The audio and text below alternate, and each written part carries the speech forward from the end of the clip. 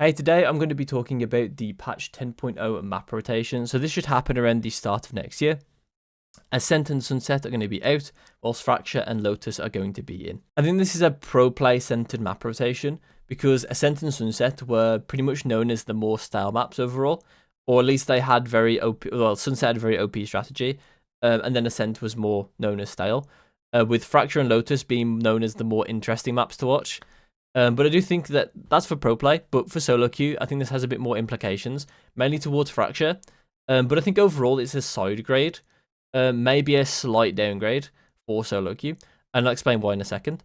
But first, I want to talk about the maps going out, and we'll start with Sunset because I think Sunset's going to be the easier one to talk about, which is while the rest of the map is fine, B main and B site overall was quite problematic because of the way you could just smoke off B main and sit in B main and then spam the bomb in post plant as the attacking team. And that's pretty boring on pro to watch. It's also pretty boring to play. There's just not really much point in not doing that strategy on Sunset. Unless obviously you go A. And I think the rest of the map is completely fine. But I think that B site really needs help.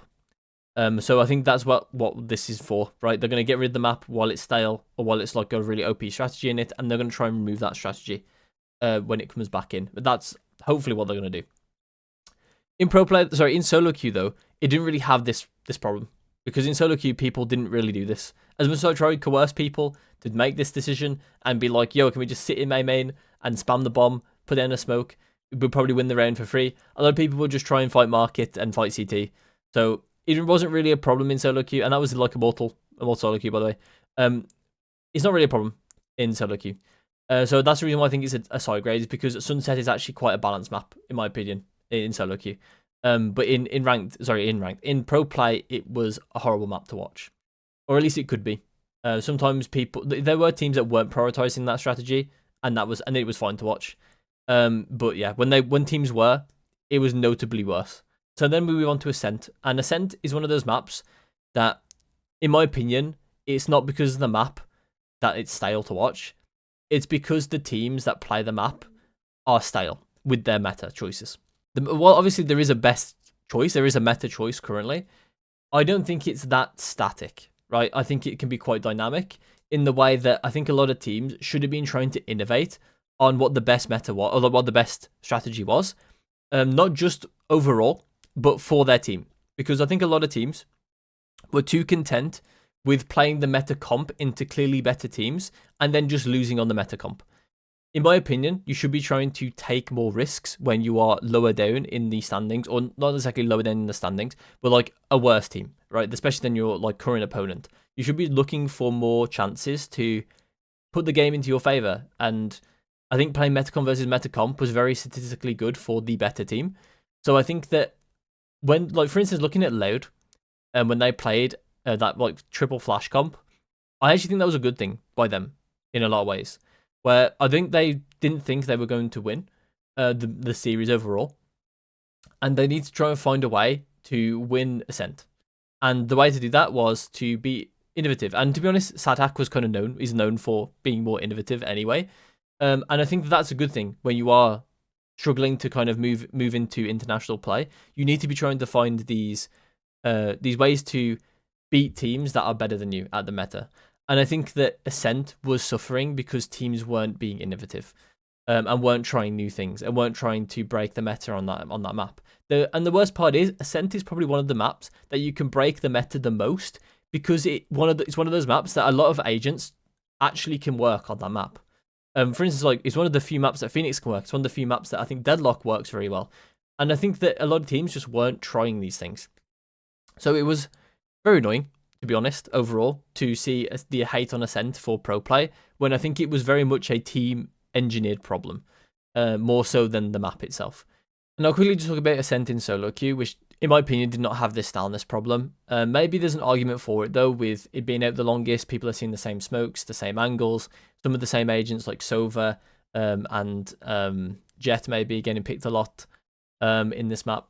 But for the most part, I think that a lot of the time there were people picking more fringe things. There were people picking, like, for instance, Deadlock or Phoenix. I don't think Phoenix is necessarily fringe for solo queue, but he was definitely picked more on Ascent than other maps, in my opinion, or at least anecdotally. But I think that, yeah, I think Ascent didn't really have this problem, at least in the same way as Pro Play, with everyone picking the meta comp, because I don't think anyone really played. It was very rare you got the meta comp on Ascent. So I think a lot of people definitely favoured double duelist on Ascent, which is fine. Okay, so now we'll go back and talk about Fracture in solo queue, and we'll touch on Lotus as well. So one of the main things about Fracture solo queue is nothing to do with the actual game. It's to do with people's perception of Fracture, where I think it's going to be one of those things where everyone's missing Fracture now because we don't have it, and then as soon as we get it, people are going to start complaining about it, because the original reason why we don't have Fracture in now is because people were complaining about it the entire time, basically. Is one of those maps where it was really difficult to play in solo queue because it was so different to the rest of the maps, and it asked you to engage with different things and do different things than other maps. So for instance, it asked you to it put more of an emphasis on being proactive on defense. You can't just sit on sites and get util dumped on this map. You will lose. And in fact, it'd be way harder to play the game that way. It's much better to be proactive. But a lot of people did not engage with this. Same with the attack as well. A lot of people were content with just sitting on the same side of the map the entire time, rather than actually engage with the fact that you can split on the enemy team from both sides. And I think that this was a major problem for Fracture. And hopefully, I don't think it's going to be replicated. Because I do think that Lotus actually showed that people might actually start engaging with the maps more.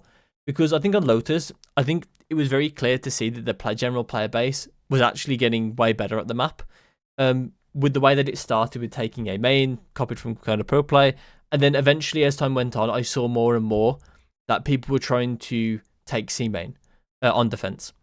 And on attack as well, people were getting better at defaulting and lurking and all that type of stuff, controlling the doors. I think the doors also were one of those things that got a lot better over time.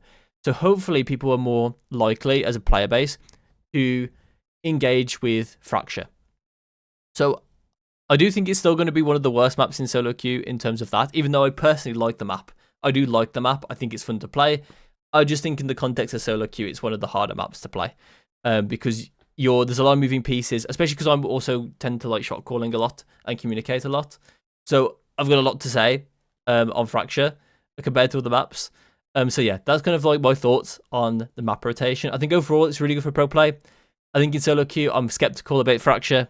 But I think overall it's a side grade. I am going to miss Ascent and Sunset because I think there were good maps for me personally. But also I think Fracture and Lotus were also good maps individually for me as well. Despite Fracture being a bit difficult in solo queue. Okay, so that's it for my thoughts on the map rotation. If you have any opinions, I would love to know what they are in the comments below. Like and subscribe if you want to see more content like this, and I will see you in my next one.